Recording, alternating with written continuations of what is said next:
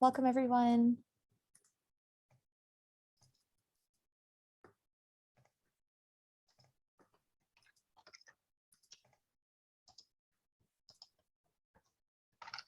We'll get started in just a couple minutes.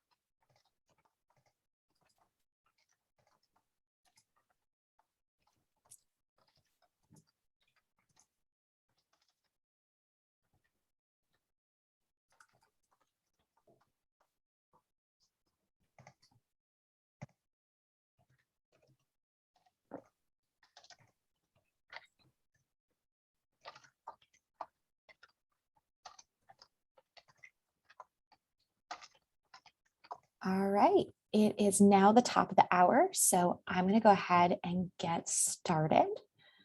I'm going to remember to, oh, great, we're recording, fantastic. All right, well, hi everyone and welcome. Today's presentation is the third in our fall seminar series. We hope that you found this series interesting and informative. And if you were unable to attend our previous sessions, you can watch them anytime via our YouTube channel, and we'll put that link for you in the chat now. So my name is Julie Spear, and I'm delighted to be leading the session today. At any point, please feel free to use the chat in Zoom or raise your hand and unmute yourself to ask your questions or chime in to tell us what you do in your own educational settings. We all benefit from this collective knowledge of the group, so I hope you'll share your thoughts and your perspectives.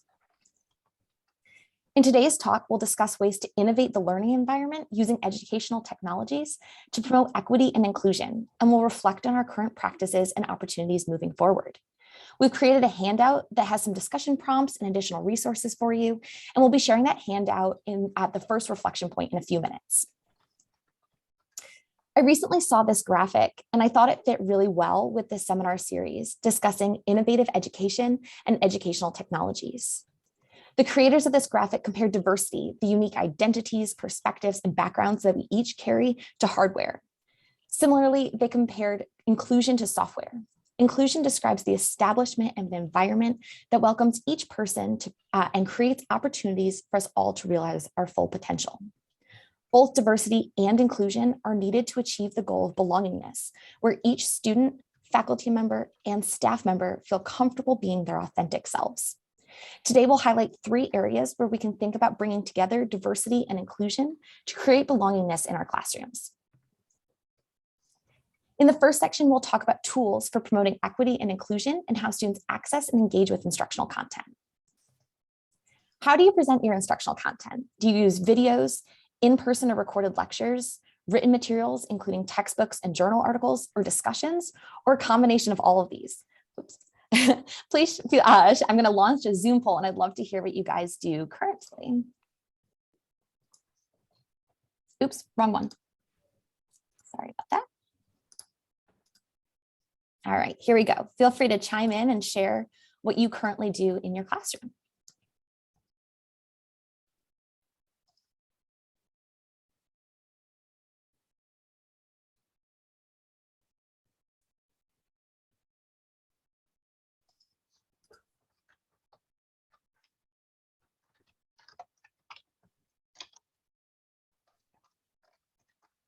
Awesome. So we've got about half the people have shared. Feel free, if you haven't, to share what you do in your classrooms. Do you use videos, in-person recorded lectures, written materials, discussions, or all of the above? You should be able to select multiple options.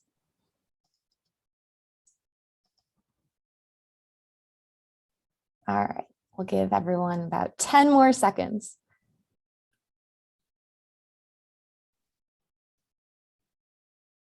All right, last chance, and I'm going to end the poll.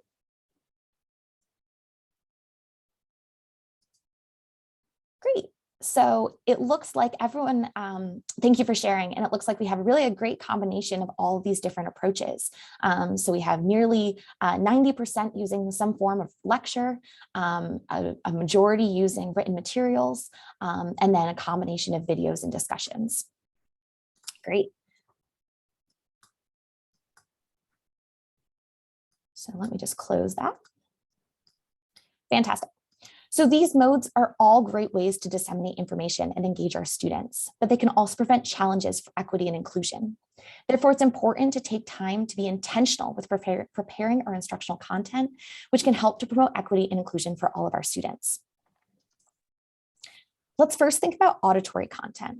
According to a 2018 report from the Hearing Loss Association of America, while 2 to 3 out of every 1,000 newborns is born with hearing loss, 1 in 5 teenagers experiences some degree of hearing loss.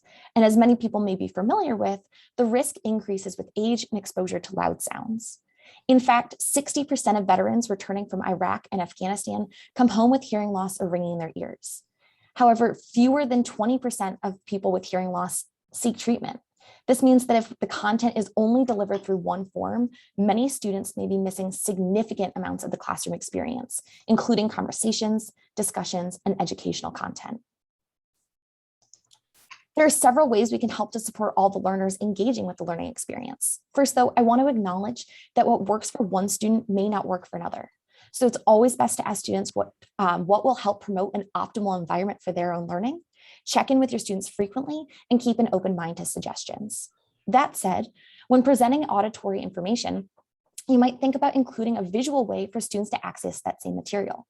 You can do this in several ways. And in this image, I'm showing a screenshot of content presented in Echo 360, a tool that Brittany Williams highlighted in her talk a few weeks ago.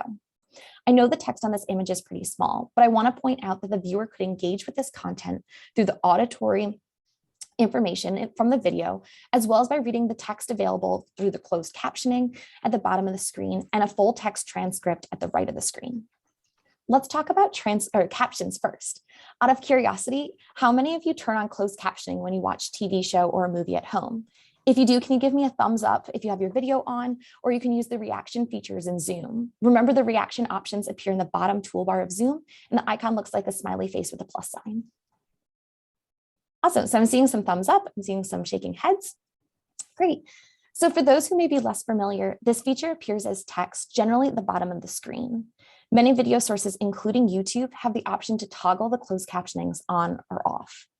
In contrast to captions, a transcript shows the full text of a video, almost like a script. When it's available, this usually shows up below or next to a video as you're seeing here. Both these tools, captions and transcripts, allow students to visually engage with the content as well that was originally only auditory. One note is that auto-generated transcripts and captions may not be 100% accurate. So we want to test them in advance. You can often edit them, and we can discuss whether they're ADA compliant with the experts, including the amazing learning and disability resources staff here at ATSU. These may be tools that can help students who have hearing loss or hearing impairments understand the content of the video and can help all learners as well. For example, having transcripts or captions on helps students who may be studying in environments where they're unable to keep their volume up due to it being a shared workspace like a library. Additionally, think about a student who might be in the back of the room and sitting further from a speaker. Being able to read along with listening to the video can help any student and can help compensate for low audio quality or background noises in the room. Utilizing these tools can increase the likelihood that students will feel included and welcomed in our classrooms and will connect with us as instructors and with the material that we're presenting. Before I move on, it looks like someone has their hand raised. Do you want to ask a question?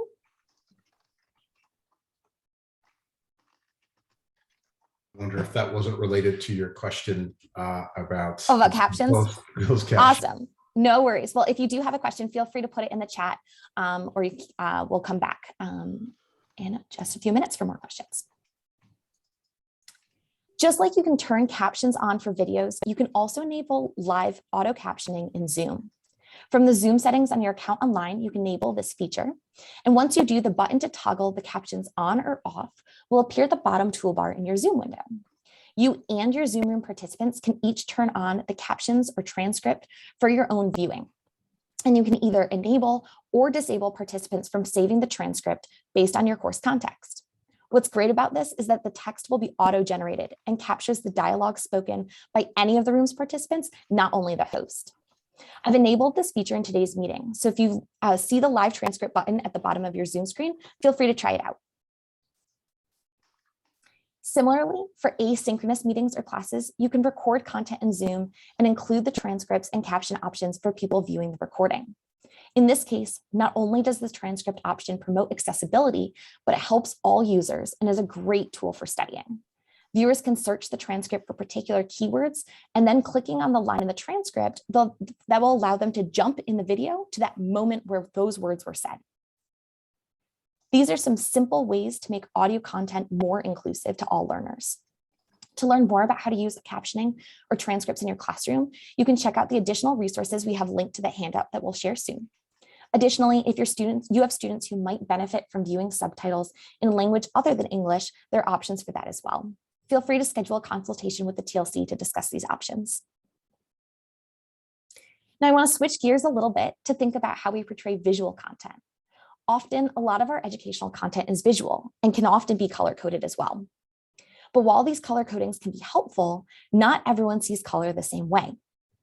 Approximately 1 in 12 people assigned male at birth and 1 in 200 people assigned female at birth have some form of color blindness. This means that statistically, it's likely that at least one of our students will see color differently. While there are several forms of color blindness, the most common is red-green color deficiency. Here's a graphic showing common colors. On the left, the graphic shows colors as seen by an individual who does not have a color deficiency. And on the right, we may be able to see how an individual with red-green color deficiency would see those same colors. As you may appreciate, the red and green colors look strikingly similar to each other, which can pose challenges because oftentimes information is coded in green and red. In particular, red is often used for grading purposes, or red and green arrows might be used to point out different features on a PowerPoint slide. But someone who can't distinguish those colors might be missing out on critical information. So you may consider using a few techniques to support all learners accessing your content. One step we can take is just choosing more accessible colors. Instead of using red and green as our contrasting colors, we might think about using yellow and blue or red and blue, which may be more accessible options. Additionally, it's best practice to avoid using only color to distinguish the features of our content. As you can see in this graphic, we can distinguish features in several ways, including using textures and patterns, adding in icons, and instead of using different colors to accent text, consider bolding instead. These practices, again, not only help individuals who have color blindness, but they increase the readability of figures and content in general. Lastly, we can check our content for accessibility. There are many tools available to do this, but here I'm showing one where you simply use the URL of your content, and then you can choose filters that allow you to view your content the way an individual with different types of color blindness might see it. We'll share this link for the tool in the chat, and you'll also find it on the handout. As we discussed, inequities can arise when content is delivered through one form only.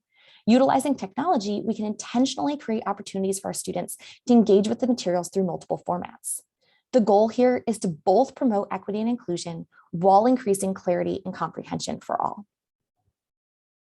Now let's take time to begin to think about an action plan for our own teaching and learning context. Let's take about a minute to start this process by thinking about the current practices we use in content delivery and what we might do differently to increase equity in how our students access our materials. We've given space for you to collect your thoughts in the handout, but you can brainstorm in a different way if that would be more helpful to you. This is a place to jot down ideas, and you can always come back later. And it's just for you. We will not be collecting these handouts. So let's take about a minute, and then we'll come back together as a group.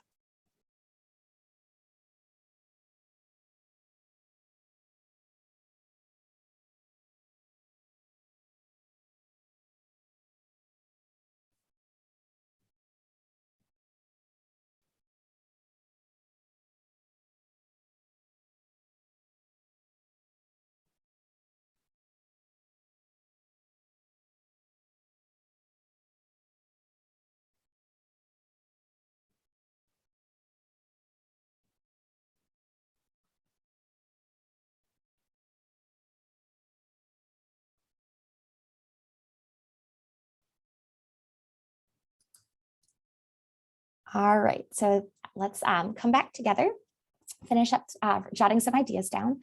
Would anyone like to share what they do currently or ideas they might have for the future? feel free to come off mute or put your ideas in the chat.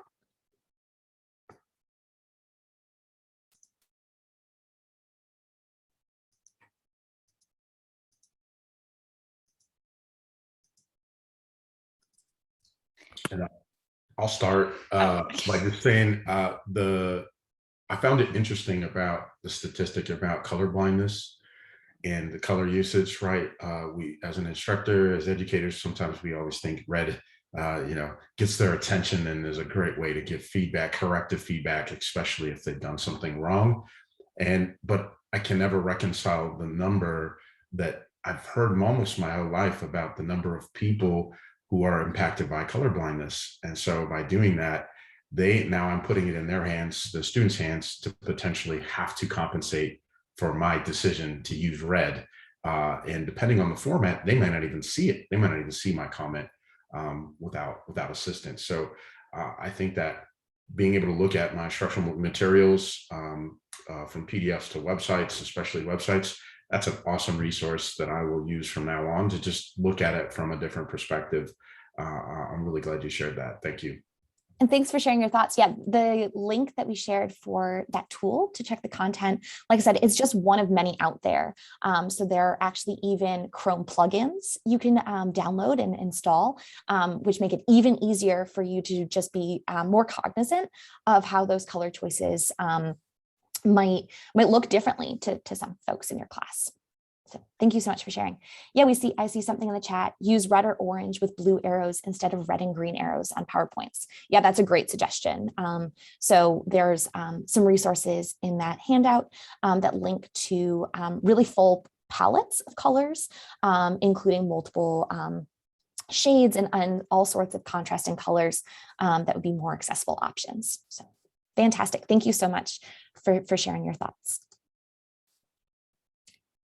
So moving into our next phase, at ETSU, we know there's a strong belief in whole person healthcare.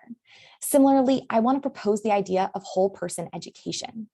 In this next phase, we'll discuss inviting students to participate in the learning environment as their full selves. You may remember a previous presentation by Dr. Trish Sexton. She reminded us that we each hold a number of identities. Some of these may be visible or invisible. They may carry privilege or be minoritized. Some of these may be established and others may be more fluid or dynamic. Oftentimes, aspects of our identities intersect in different ways.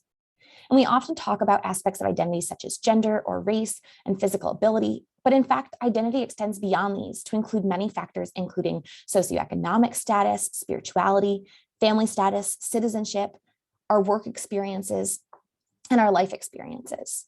The text on the slide is small, so please don't feel like you have to read every item, but I wanted to include this graphic because it begins to demonstrate how multifactorial identity is. Remember that we're not only one aspect of ourselves, they combine to all make us who we are.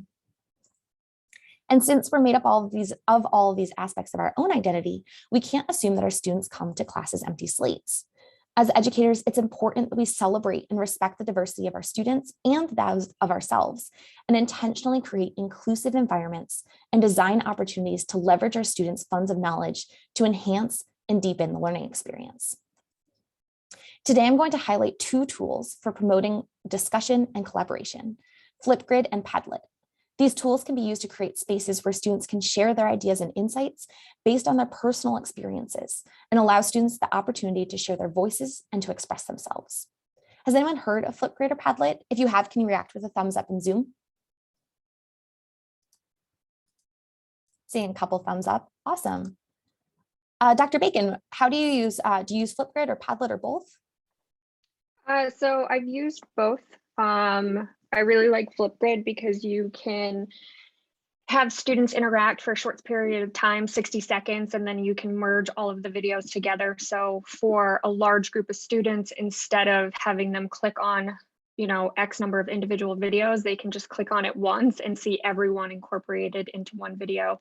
And then I've used Padlet just as a brainstorming space. Awesome. Thank you for sharing. Yeah, so sneak preview of my next couple slides. Fantastic.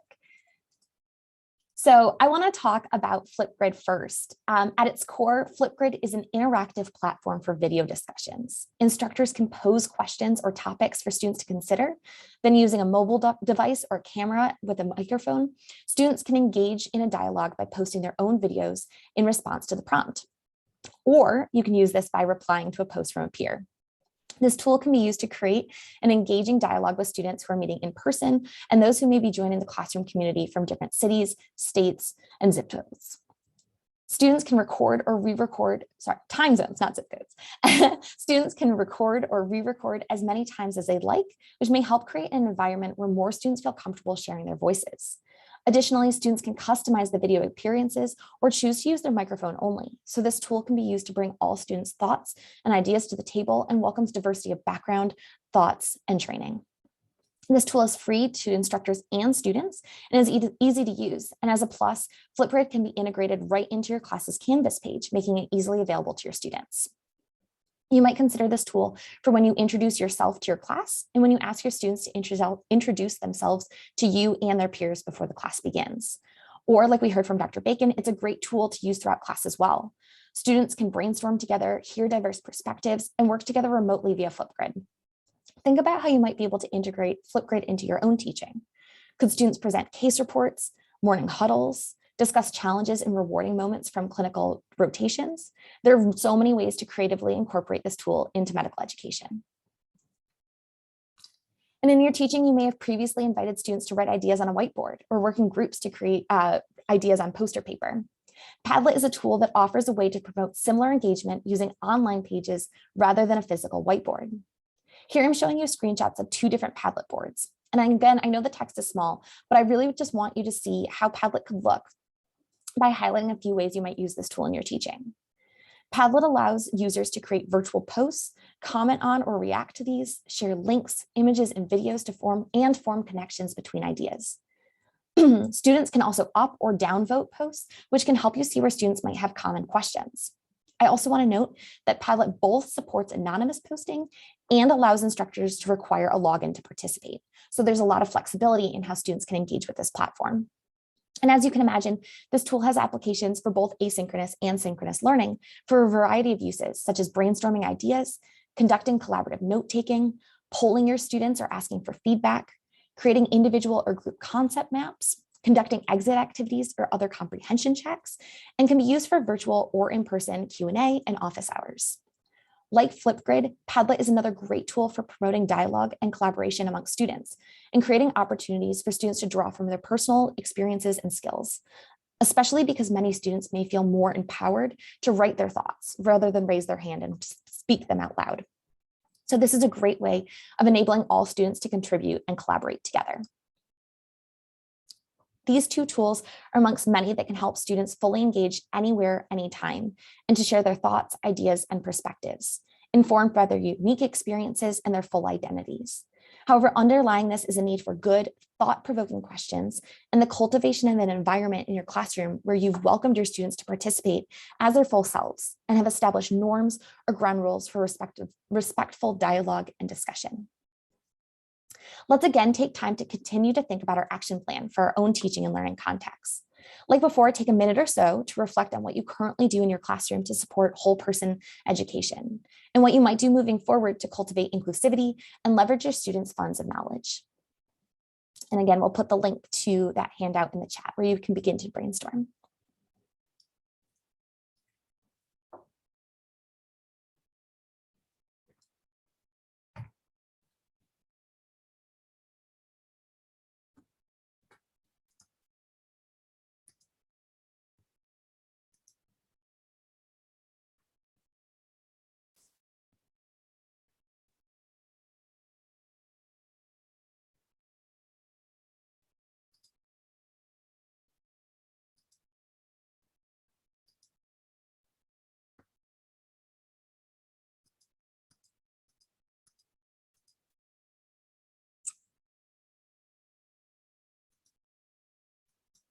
All right, let's take just a few more seconds to collect thoughts.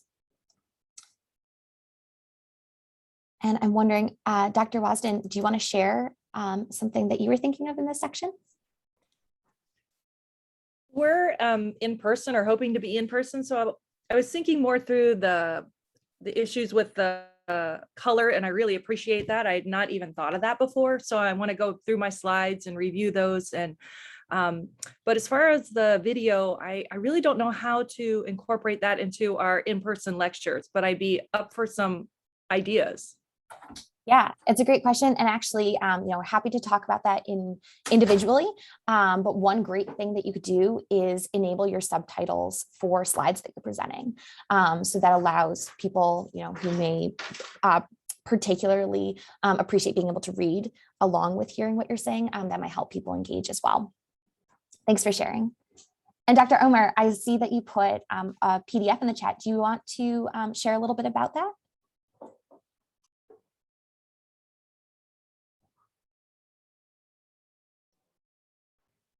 Thanks, Julie. Actually, I just want to share what technologies or what educational technologies we are using in the dental school. So we are using Padlet as a tool to engage the students in some collaborative work. And we are using also a Mentimeter, which is some sort of a poll everywhere. It's helpful but it's just, I found it more easy to use, and it captured the students in a word cloud. So if there are a series of topics and you want to know which topics are more difficult for the students that you need to emphasize on or provide more educational resources for these topics, you can use the word cloud. So the biggest word will be the ones that most of the students have put in their feedback.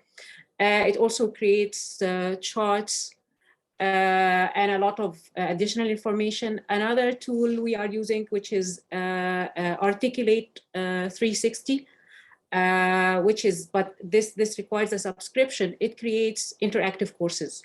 So you can use it in a different way to address. It's very useful in case scenarios. And if the students are required to generate treatment plans and look into cases and identify and diagnose and look into different aspects of cases. Thank you. Thank you so much for sharing. And yeah, I'm seeing other of your colleagues also use Mentimeter. So it's really exciting to see how that can be used. And I agree with you that word cloud feature is really great because it allows you to see where those common themes are. And also, like you said, yeah, lots of different plots and different tools that you can use in Mentimeter. So, yep, great. The library uses it as well. Yeah, it's an awesome tool. So not one that I specifically highlighted in this session, but it absolutely fits in right here with this theme because it really allows all students to share their voice and to engage in the classroom. So thank you so much. Oh, and I see a question. So we were talking about Padlet and Flipgrid in the slides, and then we were talking about Mentimeter through our discussion. So great. Thank you, everyone, for sharing. So in this final segment, we'll discuss ways to empower our students by including representations of the diversity in our community and in our disciplines. Representation matters, and it's important to consider what we are choosing to represent or not represent with pictures and graphics, videos and recordings, print materials and resources, and who we invite as guest speakers or panelists. These choices can empower our students by allowing them to see folks like themselves as active, valued, and contributing members of our disciplines. Our choices can show our students what is possible, what we value and respect, and can help our students feel welcome to show up as their full selves in the classroom. They can also center historically underrepresented or marginalized voices and perspectives. Therefore, we want to be intentional about the visuals we're using and the stories we're telling in our classrooms. Furthermore, we want to model professional behaviors and attitudes for our students. One great tool for finding or updating our visual representations is Shutterstock. This database has nearly endless options for photographs, stock images, and illustrations, including curated collections on healthcare imagery. Better yet, at ATSU, the communications and marketing team can help us access the full watermark-free content that you identify using this resource. Yeah, I'm seeing some thumbs up. It's a really great tool. While Shutterstock is a great resource for many graphics, the platform itself is not specifically geared towards the health sciences. However, there are several resources which are focused on increasing representation in the health science disciplines.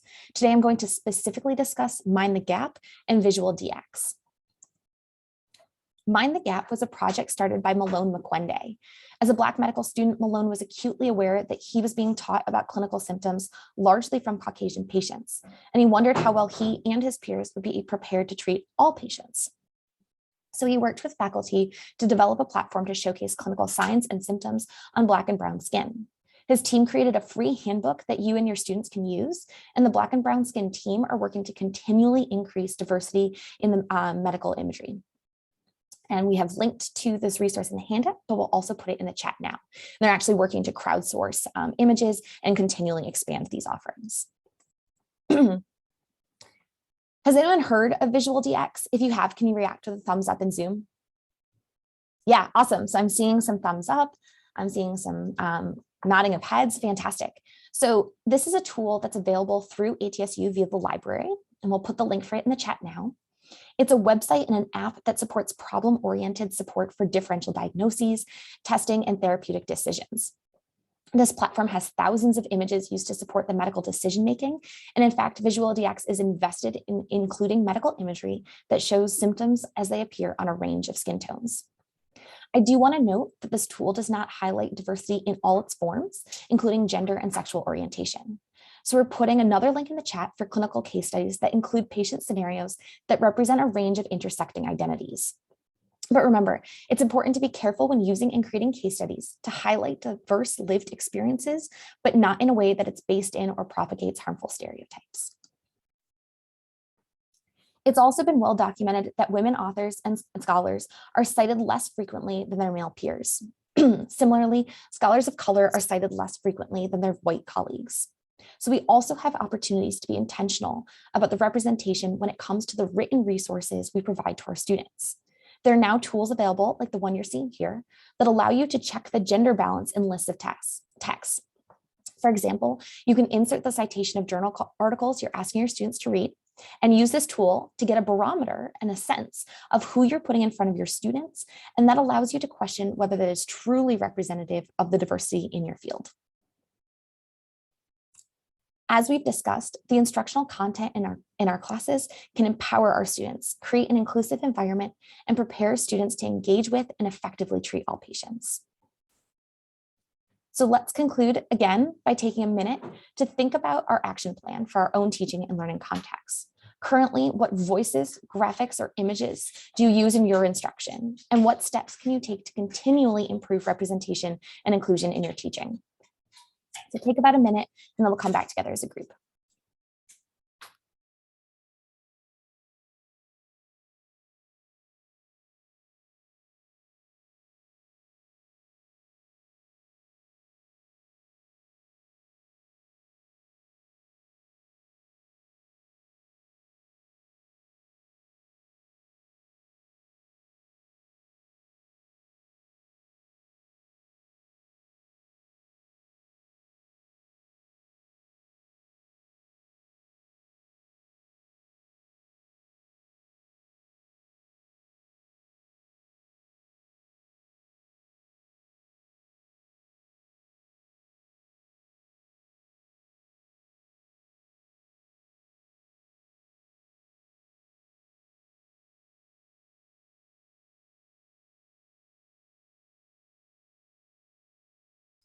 All right, let's take a couple more seconds to jot down some thoughts. And while we're doing so, Dr. Misra, would you share, I see you put a number of great resources in the chat, and I'd love to hear a little bit more about them and how you use them. Certainly. So, and I realized it was a little bit after we were talking about the use of imagery and you had mentioned Shutterstock, but one of the challenges always prior for me to working with the college was how do you find good open access or royalty-free imagery, artwork, and things like that. I found that unsplash.com is a fantastic site that has high resolution images that are community sourced and contributed. They're all essentially free for utilization. All they ask is that you make a citation somewhere in the slide deck for the image. The wonderful thing is they have very high resolution images. You can scale down to whatever size you need. The other interesting one is the Metropolitan Museum of Modern Art. Their entire art collection is actually open access and free to use. And while neither of those are medicine specific, what I found is that you can get really creative with your searches there to find excellent visual metaphors and things like that. I've had a lot of a positive effect with learners who have told me that some of the imagery I've used has been very, very effective for conveying ideas, concepts that are more challenging in words. As you pointed out too, we have a lot of learners who, I had one student who came to me and said that they struggled with dyslexia for a long time, but that they did much, much better with my presentations because they incorporated a larger volume of visual imagery to convey ideas, meanings, and metaphors and things like that. So that was some of the stuff that I thought was useful to share with the group. The last thing I'll point out is when you started talking about colors for highlighting in slides and things like that, I actually did have a physician come to me at a convention that I'd given a presentation at and said, I loved your presentation, but I couldn't understand anything because that was important because you'd highlighted everything in colors that I couldn't see. And since that time, I've always been very conscientious to make sure I use colors that colorblind people are able to see. Thank you so much for sharing those experiences and those resources. I think we've all done that of picking colors that look great, but not everyone can see. And it's like you said, it's one of those things that we can do intentionally moving forward to support, a majority of people who'll be looking at the presentation. So thank you for sharing that and for sharing how your students have benefited from having more visuals in your presentations and your slides. That's really cool to hear about. We also saw, Dr. Skinner, do you want to share as well? You identified a different resource, right?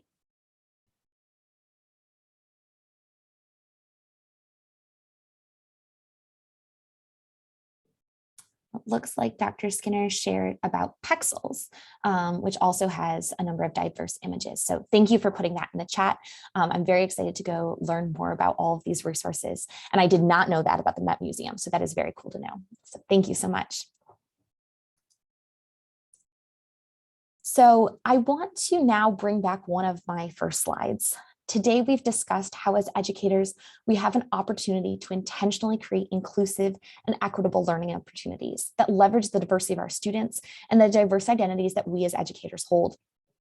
In doing so, we not only support students who may have less privilege or who may have been previously minoritized, but we all benefit as individuals, as classes and communities, and as disciplines in the health sciences.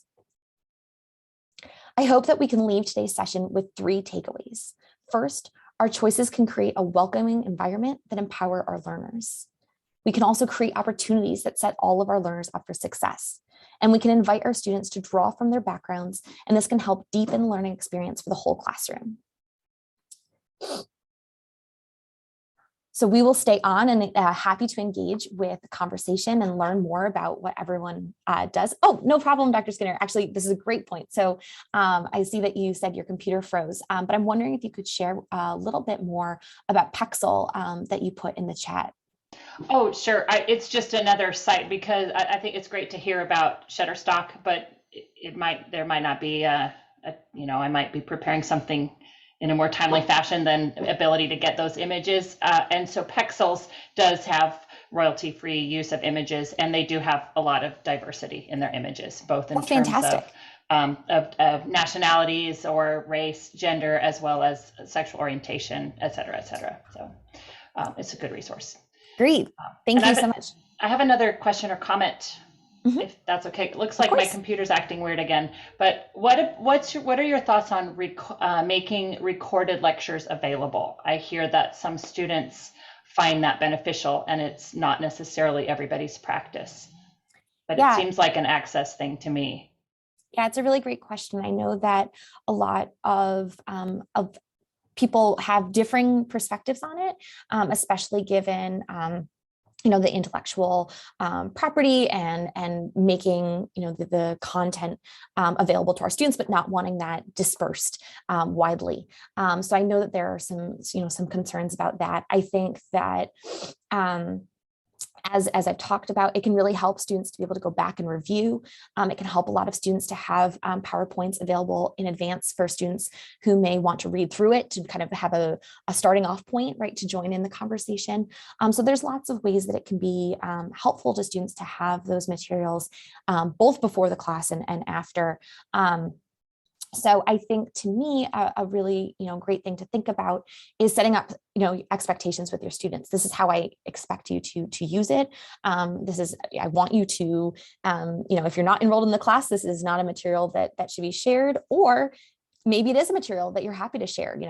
People have, friends and colleagues in other institutions. Maybe that would be a resource that you're willing to share. So I think there are lots of things to consider with it. It's a really great question. I don't have one answer, but I think especially things that can be on Canvas, you can change permissions on whether or not things can be downloaded or not. So that's one way of keeping it kind of behind a login but still within the learning management system. So there's lots of ways that depending on what you see the opportunity and where you think some of those challenges might be, that we can, there's definitely a solution to find and a balance there. So happy, happy to talk with anyone about what that might look like in your class.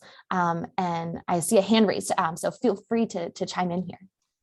Yeah, just on that topic, I think it's something I regularly encounter if I'm giving presentations is, what can be shared out and who. I always try to say up front, what are the stipulations? Most of the time, my stipulations are that, it's free to share in its original form. It's not free to share in a modified form. And if you share it, you have to attribute it to, the original source, i.e. me or the college. The other thing I'll point out is if you use any sort of handouts like PDF handouts, there are ways to password protect PDF handouts. Obviously, that's a small layer of security, but it can be useful to prevent something that gets uploaded to a file server or onto, and I've seen that happen where material has been uploaded to like a general server. So password protection on PDFs does make that added layer of security to prevent something from being shared that you don't want shared. Yeah, thank you for sharing that. It's a really great point. I think, like you said, setting up that expectation about what is free to use, right, free to share, where would you like that credit to go if someone is sharing that? Those are really, really great points. So fantastic. All right. So like I mentioned, I'm going to conclude with giving some important announcements, but then would be delighted if people wanted to share things that they're thinking about for their action plan moving forward, or things they do now after I get through these final announcements. So I want to truly thank all of you for attending today's session and for your participation. If you missed any of the excellent talks in the series on innovation in health science education, or if you want to catch up on previous TLC presentations, you can watch those on our YouTube channel. And I see that Brittany put those into the chat. So thank you so much. And like I said, I really invite you to continue to reflect on the topics that we touched on today. And if you want to discuss ideas for your own teaching, please feel free to schedule an individual consultation with us. Lastly, I want to let you know about an exciting thing that's upcoming. The ATSU Innovation in Teaching for Learning Award finalist presentations are coming up. The finalist videos will soon be available for viewing between November 1st and the 12th. And you can watch the presentations and vote for your favorite. And the voting will contribute to finalists' overall scores. So we really encourage you to join in, to watch those videos, support your colleagues, and learn about innovation at ATSU. And then please do join us on November 17th when we announce this year's winner. So please keep an eye out for more information soon. We promise that is soon to be distributed. And we hope you'll explore your colleagues' innovative teaching techniques and participate in this community of innovation at ATSU. So before people jump off and before we engage again in more discussion, I want to thank you for coming today and for your participation. Great. Thank you to Brittany and to Quincy for putting links in the chat. And I'd love to hear about more things that people are doing in their classrooms related to any of the 3 topics, or really anything else related to equity and inclusion, or things that you're thinking you might do moving forwards.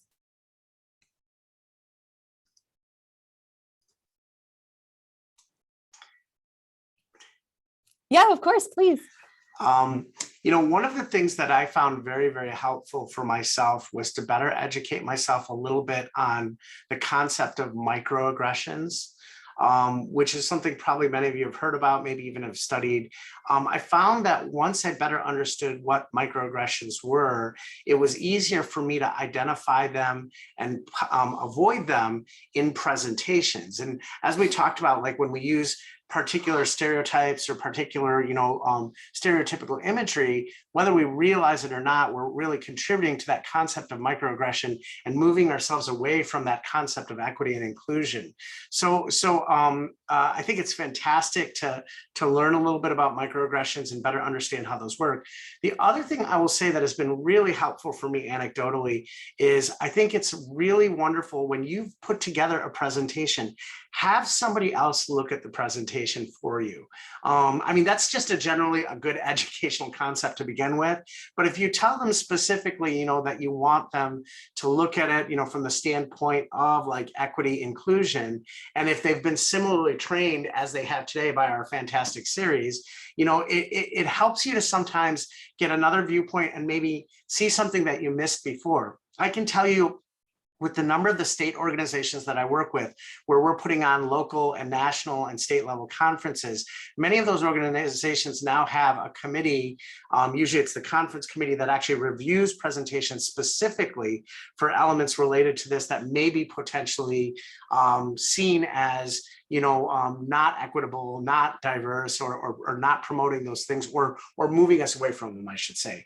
And it's amazing how, one, how many you'll find when you're looking for it, and 2, what we found is that when we reach out to those people in a compassionate and instructional way, most of them are not resentful. Most of them are like, thank you so much, I didn't even see that. So I think that's another thing that's really, really important, is to recognize that if you are asked to review something and you find something that's questionable, to take a tone of constructive, like partnering, engaging with them to make them feel like, okay, we can fix this. Because what we found is that people do become defensive when they feel like someone's calling them, a racist, or calling them exclusionary, and that wasn't their intent at all. Right. Yeah, those are really excellent points. At the TLC, we're all about peer feedback, all about getting feedback in all capacities.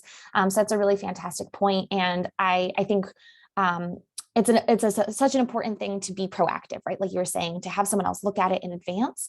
And then I'd also like to follow up by reminding us, things happen, right? We make mistakes. We say things that are taken in a way that was not how we intended them. And it's important to, if that happens in our classrooms or in our communities, to acknowledge that, harm may have been done that you didn't intend. And I think that's really important to model for our students, right? That can be sometimes a fearful, as an instructor, you're not sure how to have that conversation, but it's important to model to our students how to engage in that dialogue and to grow and to do that together. So yeah, absolutely. I see that you put in the chat, acknowledge and apologize and be accountable. Absolutely. All really excellent points. Thank you.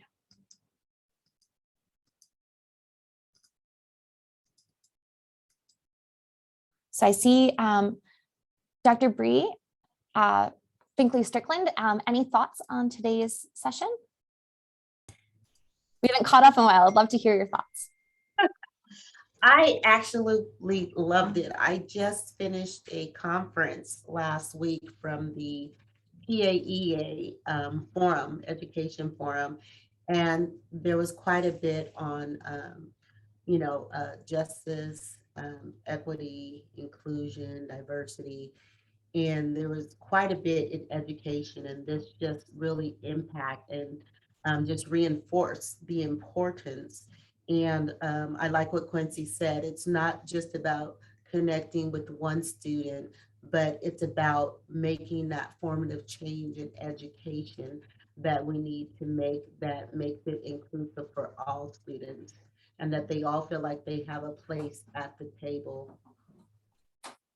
Yeah, thank you for sharing. I love what you said, formative change. And I think, brings us back to what Brittany was sharing with us last week about, about formative change and how we can continually do better, right? It's continually learn and grow, and to help our students and our disciplines do that. So thank you so much.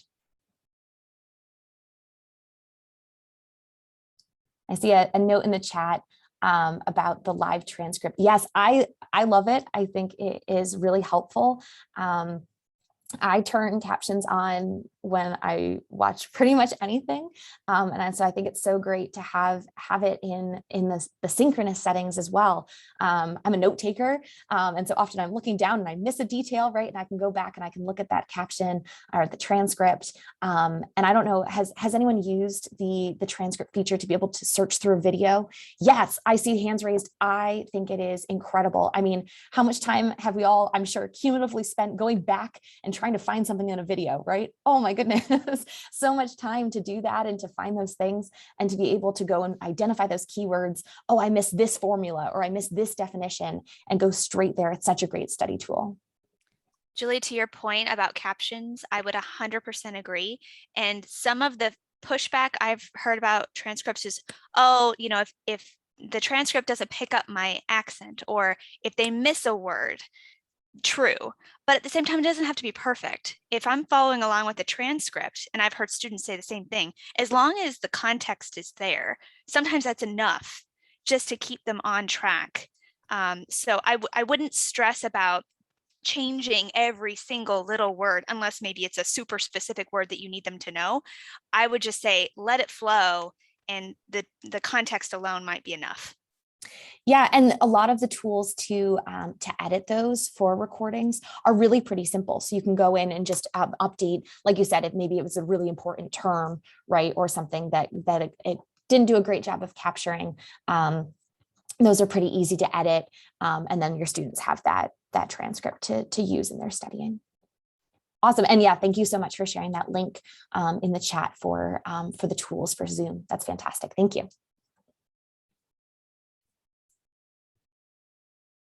Awesome. I think that the tools are getting, and Dean, you can correct me on this, but I think they're only getting better, right? The AI and all of that to help support doing those auto-generated captions. I'm sure they're only improving as time goes on. Yeah, definitely. They're learning as they go. Echo 360 also has the ability to add transcriptioning to their recordings. And if you want to set that up, you can contact me and I can help you with that as well. Fantastic. Yeah, thank you so much. Yeah, both Zoom and Echo, those are tools that can be used, and actually PowerPoint online as well. The Office 365 version of PowerPoint allows you to enable auto-generated transcripts in, I don't know exactly how many, but I'd say at least 50 languages. So that is a great tool for making that available for students who might prefer to read subtitles in a language other than English. Great question. Dr. Conley asks, are there other educational technologies that we should consider that could help creating an inclusive learning experience? And I will turn that over to the group, the collective knowledge here. Other tools or technologies that you think of or have used in your classrooms? So this is a simple one, but I immediately think of Google Docs.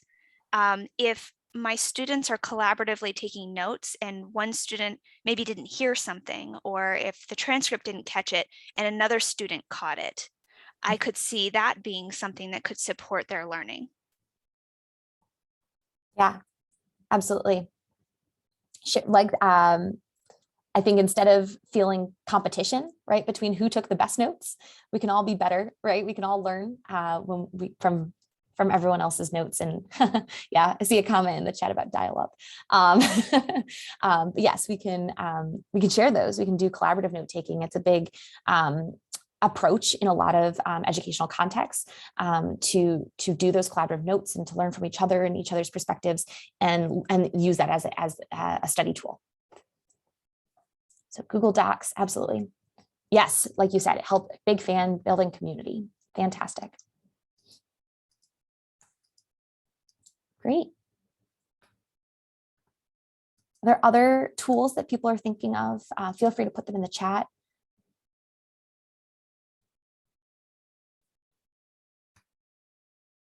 Dr. Bliven, anything coming to mind we haven't already mentioned? I'm calling people out, I'm sorry.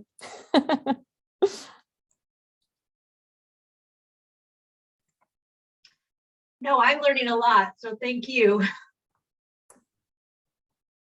No worries. It's so good to hear from everyone. With videos off, it's hard to tell sometimes. People are nodding or what everyone's thinking, but yes, absolutely. These are some great tools that we've learned from folks in the session today. I am so excited to go back and look at all of these icons and new pictures I can find. I know what I'm doing this week, and I'm going to go through the whole Met. Fantastic. You're going to be a while. Yeah.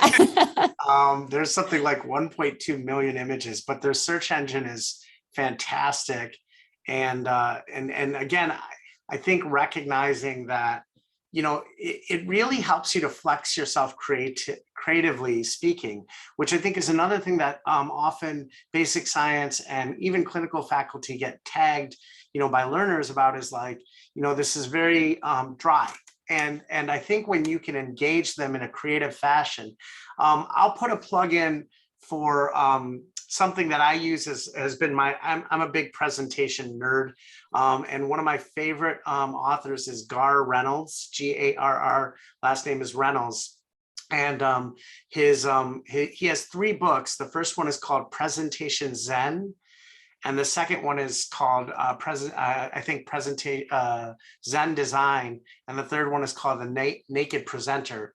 They are fantastic books for anyone who's looking for how to develop presentations that are more engaging and better use of imagery and stories, and even looking at things like slide themes and colors and stuff like that.